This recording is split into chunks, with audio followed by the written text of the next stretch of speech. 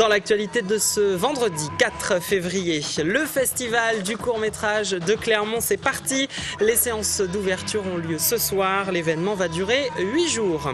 Un salon à consommer, mais avec modération. Vinidome, 20e édition, a lieu tout le week-end à la Grande Halle d'Auvergne. Et puis l'interprète du tube Toi plus moi, Grégoire, était en promo aujourd'hui à Clermont pour annoncer ses 2 concerts en mai et en octobre. Et revoilà le cours qui accourt à Clermont. Le Festival international du court-métrage ouvre ce soir avec 2 séances à 20h et à 22h à la Maison de la Culture.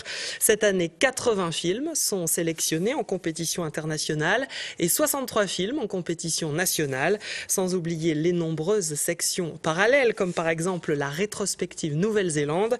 Petit avant-goût de cette programmation avec Raphaël Poujon et Alice Chevrier.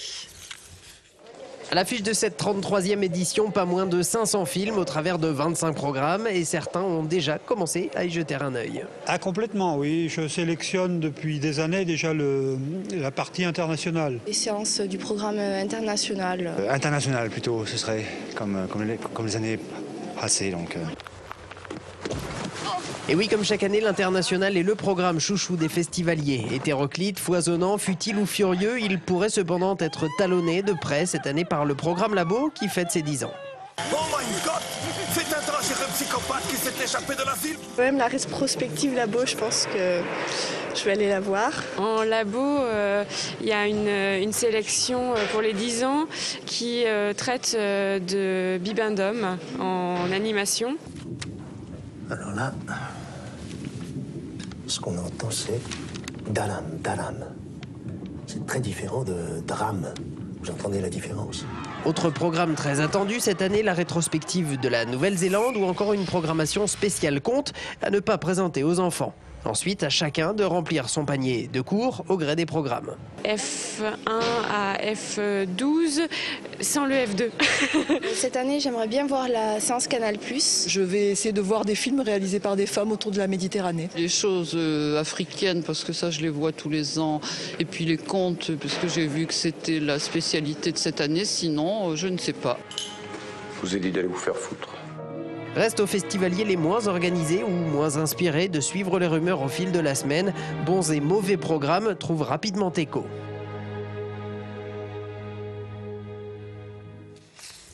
En bref, ça se précise, le gagnant des 14 millions d'euros au loto le 29 janvier dernier aurait validé son ticket dans le secteur d'Ambert, dans le Puy-de-Dôme.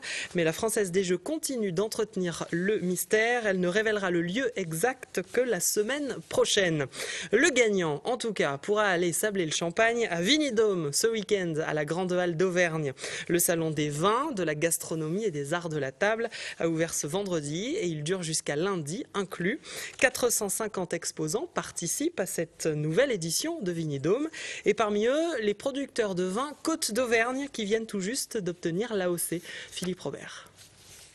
À 2 heures de l'ouverture de Vinidome, les viticulteurs auvergnats peaufinent les derniers détails sur leur stand. Car désormais, les vins d'Auvergne jouent dans la cour des grands. Ils sont classés dans la même catégorie que les grands crus de Bourgogne et du Bordelais. Dans cette catégorie-là de vin, on n'a plus le droit à l'erreur.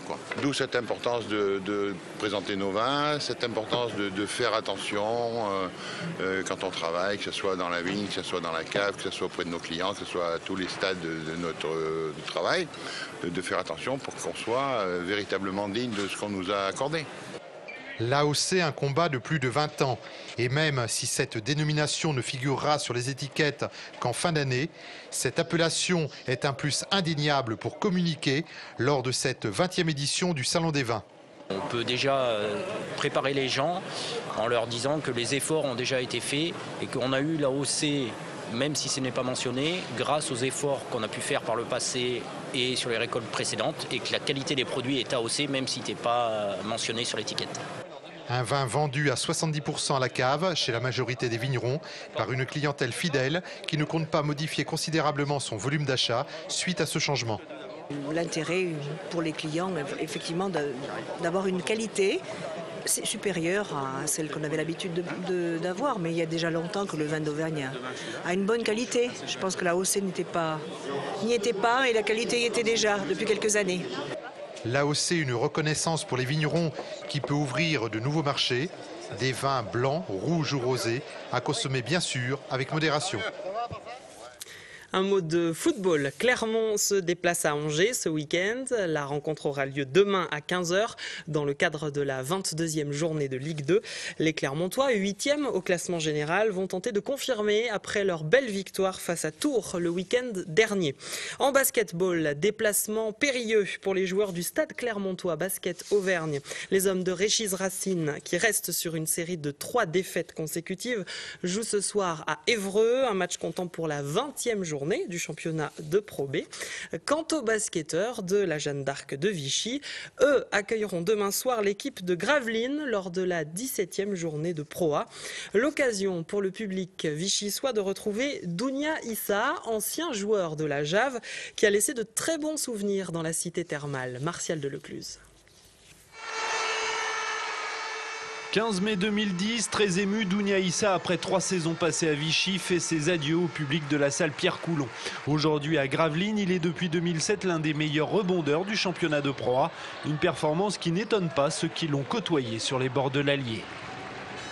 C'est un joueur très précieux mentalement, c'est un joueur très précieux physiquement et gros travailleur. Et je suis très content en tout cas du parcours qu'il a aujourd'hui parce qu'il le mérite par rapport à son travail et sa volonté. Cette volonté, Dounia Issa se l'est forgée à la Jeanne d'Arc de Vichy sous la houlette de Jean-Louis Borg, mais aussi au Stade Clermontois où il a passé 7 saisons sous les ordres de Jean-Aimé Toupane. Thomas Larocchi, son ancien coéquipier à Clermont, n'a gardé que de bons souvenirs de sa collaboration avec l'intérieur longiligne qui fait aujourd'hui le bonheur du club de Gravelines. Dans une équipe, c'est bien d'avoir quelqu'un comme lui. Il pense pas à faire ses stats, il pense avant tout au résultat de l'équipe en fait. Donc vraiment, moi j'ai joué avec lui, c'était super de jouer avec lui. Demain soir, Dounia Issa sera à coup sûr l'une des principales menaces pour des Vichysois toujours lanterne rouge du championnat. Demain soir, les joueurs de la Jeanne d'Arc devront donc mettre leur amitié de côté le temps d'un match. Toi, plus moi, plus lui, le chanteur Grégoire était en promo aujourd'hui à Clermont. Il était notamment invité par la radio France Bleu, Pays d'Auvergne. Grégoire, artiste découvert sur Internet, vient de sortir son 2e album. Et il a 2 concerts prévus à Clermont dans les prochains mois. Cécile Finot et Stéphanie Delanne l'ont rencontré. Toi, plus moi, plus tous ceux qui le veulent. Grégoire au Zénith d'Auvergne le 19 octobre, c'est l'info du jour. L'artiste a lui-même appris la nouvelle sur le quai de la gare en arrivant à Clermont-Ferrand ce matin. Que les fans se rassurent donc s'ils n'ont pas leur billet pour la coopérative de mai où le concert du printemps est déjà complet. Grégoire a vendu plus d'1 million d'albums de Toi plus moi, mais ne s'est pas pour autant mis la pression pour la sortie de son 2e opus. J'ai pas calculé, j'ai écrit mon 2e album comme j'avais écrit le premier, avec la même envie et les mêmes idées. Après, pour l'instant, le public a l'air d'être au rendez-vous. Je me suis pas trop mis la pression. J'ai fait ce que je savais faire. Car on a tous le même soleil et la même lune sur nos sommeils. Grégoire aborde son métier très simplement en savourant le présent. Pour le même soleil, il s'offre le luxe d'un duo avec son idole de toujours, Jean-Jacques Goldman, et continue à écrire des histoires simples qui parlent à tous. J'ai envie de parler de ce que je ressens quand je croise les autres, quand je vois ce qu'ils font de bien et quand moi, ils me procurent des émotions en fait. Donc je parle des relations humaines en général. Et ça va de la solidarité à l'absence, en passant par la séduction et l'envie. J'adore ces chansons et les paroles aussi. Je suis très émue d'être ici, quoi. C'est énorme, c'est un rêve, quoi. Parce que déjà, j'étais très contente d'aller voir la coopérative de mai, de le voir de près et tout. Et là, je crois que c'est formidable, quoi. L'artiste aime la proximité avec le public et entretient avec ses fans des rapports chaleureux. Grégoire attend son retour à la coopérative de mai qui reste l'un de ses tout meilleurs souvenirs de concert.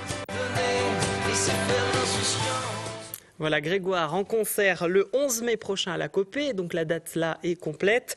En revanche, le 19 octobre au Zénith d'Auvergne, il reste des places disponibles.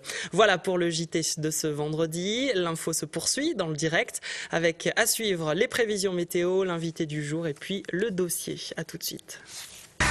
Toute l'actu locale est aussi en ligne. Retrouvez votre JT sur clermontpremière.com.